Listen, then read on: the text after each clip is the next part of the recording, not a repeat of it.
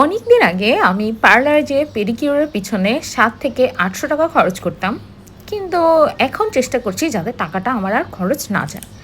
ঘরে বসেই নাকি খুব সিম্পল স্টেপে পেডিকিউর করা যায়, সেটাই ফলো করছি আজকে।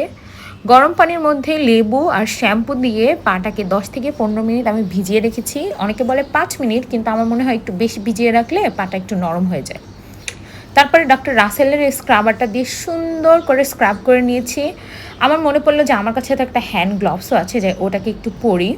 তারপরে ওইটা দিয়ে বেশ কিছুক্ষণ ঘষাঘষি করেছি। স্ক্রাব করার কারণে কিন্তু তোমার পায়ের সব ময়লা ডেড সেলগুলো উঠে আসে।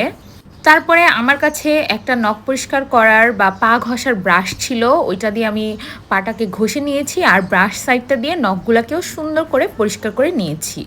যাদের পা ফাটার সমস্যা আছে তারা এই স্টেপ বাই স্টেপ পেডিকিউরের পাশাপাশি ঘরে সবসময় জুতা পরবা, তাহলে কিন্তু এই সমস্যাটা আর তোমাদের হবে না। নেক্সট হচ্ছে নখ কাটতে হবে, যে জিনিসটাতে আমি একদমই কাছে, আমি এত ফালতু আর এবড়োথেবড়োভাবে নখ কাটি, মনে হচ্ছে যে কেউ দাঁত দিয়ে কাটছে, মানে এত ফালতু হয় আমার নখ কাটা। যদিও হোম পেডিকিউর পার্লারের মতো একটা গ্লসি ফিনিশ দেয় না, কিন্তু একদম ইনস্ট্যান্ট পাটার লুকটা চেঞ্জ করে দেয়।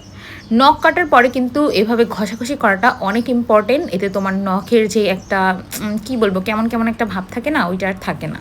তারপরে পাটাকে ক্লিন করার জন্য আমি খাবার সোডা সাথে লেবু দিয়ে সুন্দর করে ঘষে নিলাম। এই জিনিসটা কিন্তু অনেক বেশি ইফেক্টিভ। তোমাদের যাদের পায়ে কালো দাগ আছে তারা এই স্টেপটা ফলো করতে পারো।